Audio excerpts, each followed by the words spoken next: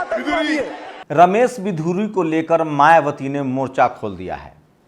कुंवर दानिश अली जो member of parliament है BSP को, उसको गाली देना महंगा पड़ेगा।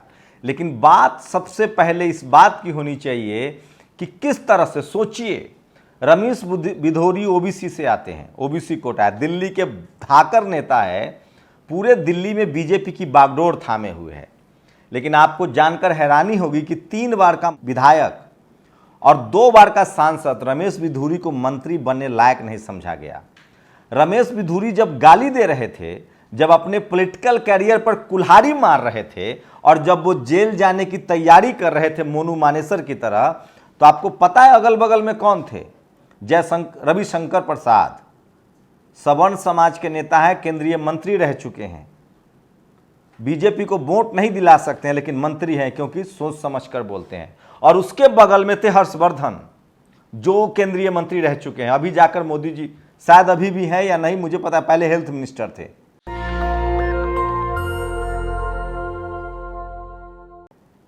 अब बताइए कि 2 बार के सांसद, 3 बार के एमएलए बिधूरी अब जीवन में कभी मंत्री बन पाएंगे? यही होता है दलित पिछड़े आदिवासियों के साथ, उसका सिर्फ इस्तेमाल होता है। जो नहीं पढ़े लिखे हैं उनका सांप्रदायिक दंगे में इस्तेमाल होता है और वो हो जाते हैं। मोनू मानेसर को नहीं देखा, जेल की चक्की पीस रहे हैं। अब रमेश बिधूरी साहब, दिल्ली के धाकर नेता, मान लिए पैल पर कुल्हाड़ी, पूरा देश जान गया है, पूरी दुनिया जान गई, किरकिरी हो रही है और गिरफ्तारी तो होनी ही चाहिए। उन्होंने दरअसल लीगल ऑफेंस किया है, वो भी बीएसपी के सांसद के साथ। इसलिए मैं कहता हूं कि एससी एसटी ओबीसी को सीखना चाहिए अपने सवर्ण नेताओं से। ये तस्वीरें देखिए, जिस समय बिधूरी पागल हो रहे थे, गाली दे रहे थे, उस समय उनके बगल में बैठा हर्षवर्धन जो सवर्ण समाज से है और रविशंकर प्रसाद जो सवर्ण समाज से है, वो हंस रहे थे। उनको पता था कि बिधूरी अब लंबे समय तक नपेगा। यही आपके साथ हो रहा है। सोचिए, महिला आरक्षण का बिल पास हुआ, आपको आरक्षण नहीं मिला। अनुप्रिया पटेल ने आरक्षण की मांग कर दी लेकिन बिधूरी साहब को पता ही नहीं चला और वो कुंवर दानिश अली पर भिड़ गए। यही आपको समझना पड़ेगा, यही सीखना पड़ेगा। निर्मला सीतारमण दूसरी बार राज्यसभा सांसद हैं, कैबिनेट मिनिस्टर है फाइनेंस। फिर से कह रहा हूं, कैबिनेट मिनिस्टर फाइनेंस है बीजेपी की सरकार में। और रमेश बिधूरी को गुंडई करवाया जा रहा है और पूरे समाज को बदनाम करवाया जा रहा है। दरअसल ये बड़ी कॉन्स्पिरेसी है। जिस तरह से लगातार एससी एसटी ओबीसी के लोग तमाम राजनीतिक पार्टी के अलग एकजुट हो रहे हैं, ऐसे में बीजेपी के जो नेता हैं, सवर्ण नेता, वो जानबूझकर कुछ ऐसे पेडलर का इस्तेमाल कर रहे हैं जिनके बीच आगे लाकर वो खासकर ध्यान दिया जा रहा है कि वो एससी एसटी ओबीसी का हो और उसके द्वारा इस देश में इस तरह के हालात और माहौल पैदा किए जाए। अब सोचिए क्या होगा। मोनू मानेसर जेल में है, सोशल मीडिया पर रमेश बिधूरी के साथ मांग हो रही है कि इनको जेल में डाला जाए। बीएसपी सुप्रीमो मायावती का भी बयान आ गया है। अब बताइए, एक ओबीसी को नेता बनने में कितने पापड़ बेलने होते हैं। इन्होंने अपना पूरा पॉलिटिकल कैरियर बर्बाद कर लिया। कल ये दिल्ली के चीफ मिनिस्टर बन सकते थे लेकिन स्वाहा। इसीलिए मैं कह रहा हूं कि ज़्यादा झंडा उठाएंगे ना, समझदारी से काम नहीं लेंगे तो मोनू मानेसर बनना होगा या रमेश बिधूरी। साहेब सिंह वर्मा के बेटे हैं, कितने बड़े पिछड़े समाज के नेता हैं, परवेज साहेब सिंह वर्मा। होशियारी से बयान दिया कीजिए रमेश बिधूरी जी, नहीं तो नप जाएंगे और नप रहे हैं आप। विलेन बना दिया गया है आपको और आपने विलेन वाला काम भी किया है। आकाश आनंद, बीएसपी सुप्रीमो मायावती, तमाम पॉलिटिकल पार्टी ने इनके खिलाफ एजेंडा खोल दिया है। और सोचिए, जो बिधूरी ने किया है वो सचमुच माफ़ी के लायक नहीं है।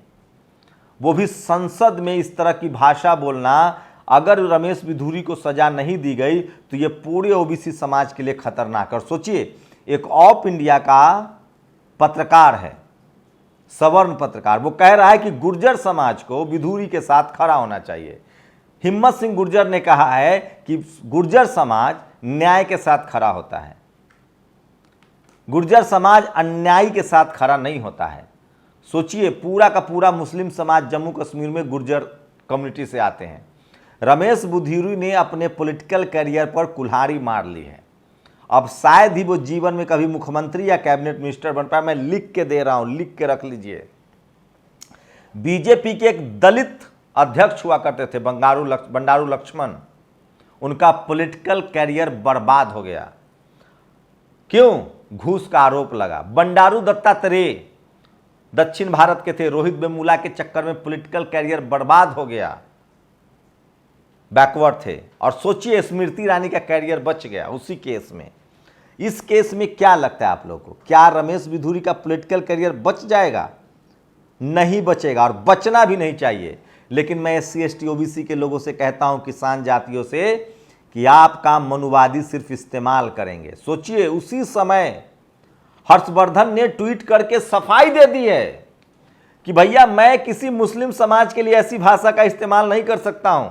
जो भी मुस्लिम समाज के लोग मेरे खिलाफ कैंपेन चला रहे हैं वो सावधान हो जाए।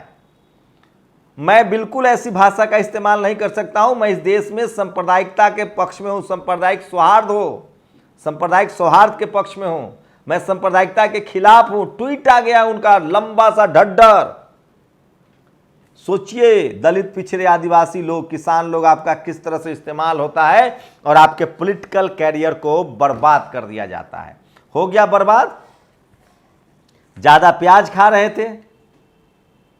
सोचिए इस देश के SC ST OBC को, बिधूरी को कहां बोलना चाहिए था।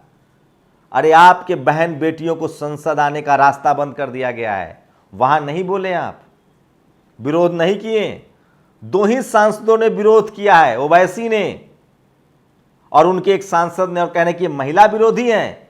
अरे बिल्किस बानो के लिए लड़ रहा है वो, हाथरस की बेटी के लिए ओवैसी बोल रहा था।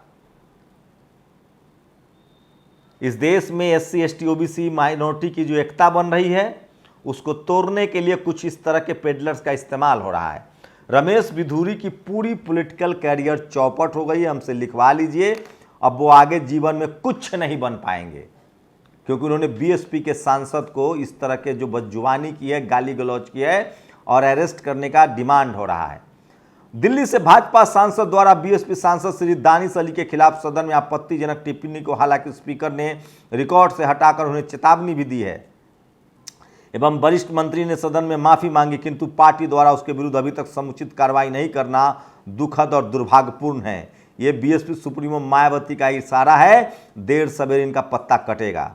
अगर PM मोदी में थोड़ी भी शर्म बची है तो तुरंत रमेश बिधूरी जैसे गुंडे की संसद सदस्यता रद्द करे और देश के मुसलमानों से माफी मांगे। आकाश आनंद ने ट्वीट किया है, BSP इस मौके को जाने नहीं देगी।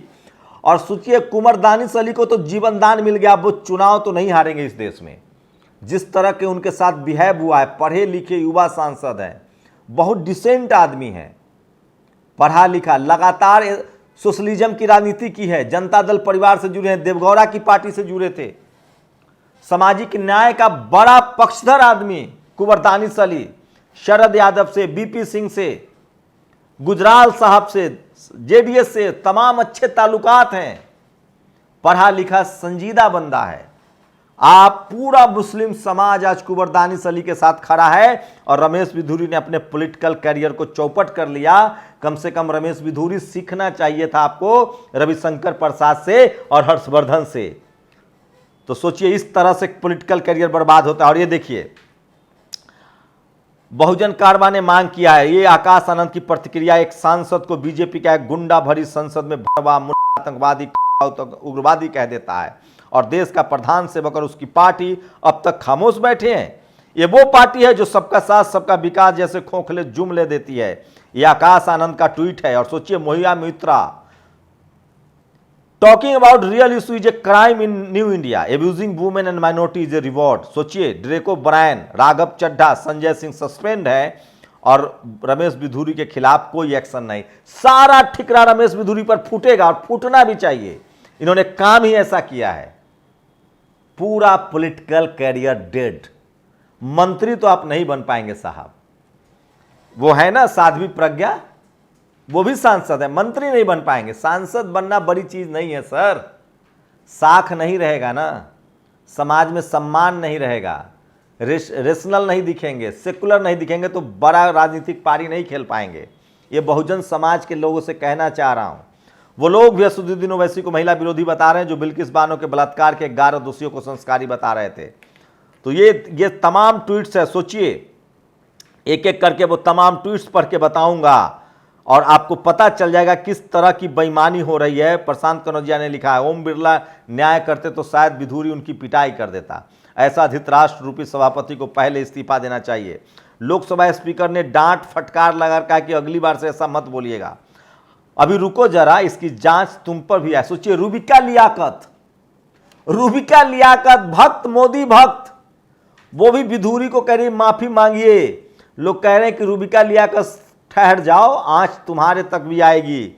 जो टेलीविजन पर बैठ के आप लोगों ने नफरत बोया है ना, वो आप तक भी पहुंचेगी। नफरती चिंटू गुर्जर एक देशभक्त कौम है। गुर्जर समाज जाति धर्म का सम्मान करता है। तुम्हारे जैसे घृणित मानसिकता वाले और रमेश विधुरी जैसे नफरती भाषा का गुर्जर समाज ने न पहले सम्मान किया है न करेगा। हिम्मत सिंह गुर्जर है जिन्होंने ये रिप्लाई किया है। इसको लड़ाने की जो कोशिश हो रही है, देखिए अनुपम के सिंह है, ये सवर्ण समाज का पत्रकार है। आज कितने गुर्जर संगठन रमेश विधुरी के समर्थन में खड़े होंगे। भाई साहब, गाली देने वाले के समर्थन में कौन खड़ा होगा? मोनू मानेसर को बचा पाए? आप सोचिए। और ये देखिए, नवीन भारती ने लिखा, इस गुंडे के पीछे एक हंसता हुआ बदतमीज भी है। इसी तरह सब SC ST समाज को मारा जाता है, उस समय ऐसे लोग पीछे हंसते हैं, कुछ मौन रहकर गुंडों का साथ देते हैं। कुछ लोग सोच रहे होंगे कि कांग्रेस सपा अच्छी है तो उन्हें जानना चाहिए, तीनों ऐसे ही पालते पोसते हैं। ये देखिए, ये तमाम लोग हैं जो सोशल मीडिया पर आज वायरल है, इसलिए मैं कह रहा हूं सोशल मीडिया ही सच्चा मीडिया है, सोशल मीडिया ही बहुजन मीडिया है। दिलीप मंडल ने लाइन लिया है, अमूमन बहुत संभल कर लिखने वाले हैं। भारत के 73 साल के संसदीय इतिहास में इतने गर्हित और आपत्तिजनक शब्द सदन के अंदर कभी नहीं बोले गए। दानिश अली एक बेहतरीन युवा सांसद हैं। तमाम संसदीय कमेटियों में उनका प्रदर्शन बेहतरीन है। उनके खिलाफ संसद में जिस भाषा का प्रयोग हुआ है वो बेहद शर्मनाक है। ये सब सदन की कार्रवाई से डिलीट किया जाना चाहिए। दोषी सांसद ने दुनिया की नजरों में भारतीय लोकतंत्र, संविधान और संसद का सम्मान कम किया है। दुनिया में हमारे महान भारतीय गणराज्य की बदनामी कराई है। लोकसभा अध्यक्ष को उनके खिलाफ समुचित कार्रवाई करके सदन की गरिमा बहाल करनी चाहिए। ये दिलीप मंडल की लाइन है, जो सबसे ज्यादा OBC हक के पैरोकार हैं। तो सोचिए, इस तरह के हालात हैं। और मैं कह रहा हूं ना, रमेश विधुरी ने अपने करियर को चौपट कर लिया है। माननीय जी ओम बिरला जी, आखिर कैसा दोहरा चरित्र है आपका। संसद में विपक्षी सांसद जनता के हित के मुद्दों पर सवाल पूछते हैं और आप उसके पूरे सत्र के लिए निलंबित कर देते हैं। और आज जब एक सांसद 2 पैसे की गुंडे वाली भाषा पूरे मुस्लिम समाज के लिए करता है तो आप उसे सिर्फ चेतावनी दे रहे हैं, सिर्फ इसलिए कि वो सत्ताधारी पार्टी का सांसद है। अरे स्पीकर महोदय, कुछ तो शर्म करिए। ये भारतीय लोकतंत्र के इतिहास का सबसे काला दिन है और इतिहास के पन्नों में आपकी ये मामूली चेतावनी वैसे ही लिखी जाएगी जैसे इस गुंडे की भाषा को लिखा जाएगा। चेतावनी नहीं, बर्खास्तगी, इससे कम कुछ भी बर्दाश्त नहीं किया जाएगा। BSP ने इसको पार्टी का सम्मान का मुद्दा बना लिया है और मुझे नहीं लगता है कि रमेश विधुरी को BJP बचा पाएगी। अगर मायावती हार गई तो रमेश विधुरी के मामले में PM मोदी को सख्त संदेश देना होगा। रमेश को तत्काल मंत्री बनाया जाए। इस तरह के तंज कर रहे हैं लोग, देखते हैं मंत्री बनते हैं कि नहीं। बिहार RJD का ट्वीट है, भाजपा सांसद रमेश विधुरी द्वारा कुछ भी क्रोध या जोश में नहीं बल्कि सब कुछ सुनियोजित रणनीति के तहत बोला गया। PM नरेंद्र मोदी की अनुमति अथवा निर्देश पर बोला गया। BJP पार्टी द्वारा दरअसल अपने अंधभक्तों को संदेश देना चाहती थी कि चुनाव तक संघी विमर्श किस ढर्रे पर चलेगा। और ये देखिए, हर्षवर्धन और रविशंकर प्रसाद बराबर के दोषी हैं जिन्होंने रोका नहीं और वो सांसद बोलते रहे। उनको पता है कि ये पिछड़े वर्ग का है, ये तो नप जाएगा। BJP MP doctor Harshvardhan and Ravishankar Prasad were seamlessly laughing when their colleague Ramesh Bidhuri was abusing Muslim MP Danish Ali, calling him a terrorist and. ये देखिए, यहाँ आपके ट्वीट्स को है। और सोचिए, दिलीप मंडल आगे बोलते हैं, अगर रमेश विधुरी ने जो बोला वह संसद में बोला जा सकता है और ये सब बोलने की सजा सिर्फ चेतावनी है तो फिर ये सब बार बार बोला जाएगा।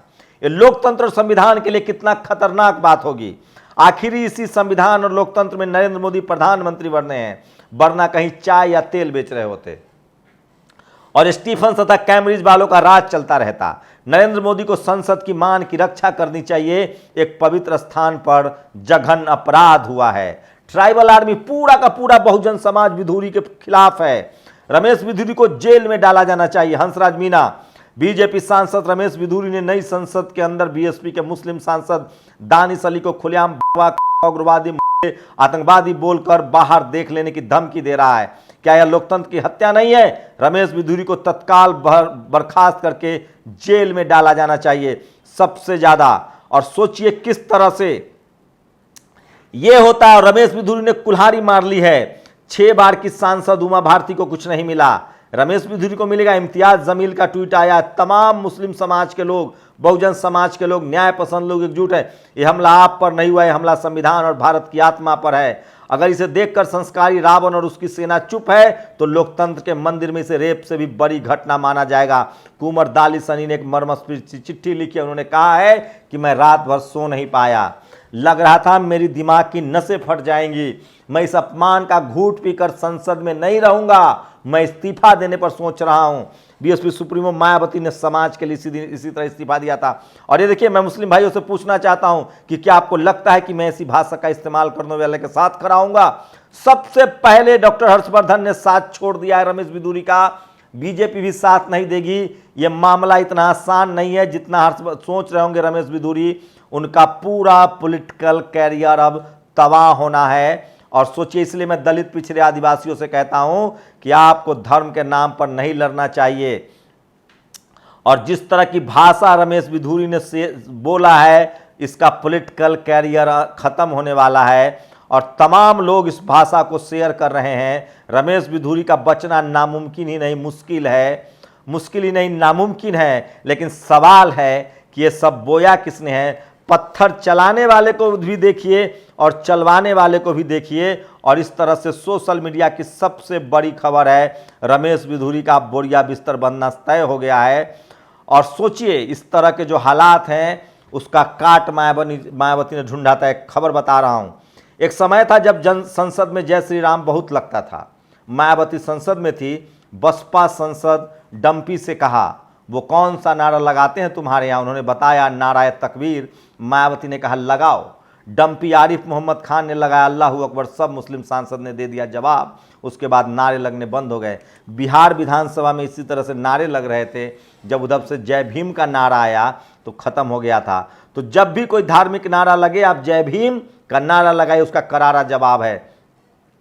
बीजेपी ने सांसद रमेश बिधूरी को कारण बताओ नोटिस जारी किया है। 15 दिन में जवाब मांगा है। लोकसभा अध्यक्ष वाला पता नहीं चल पाया अब तक।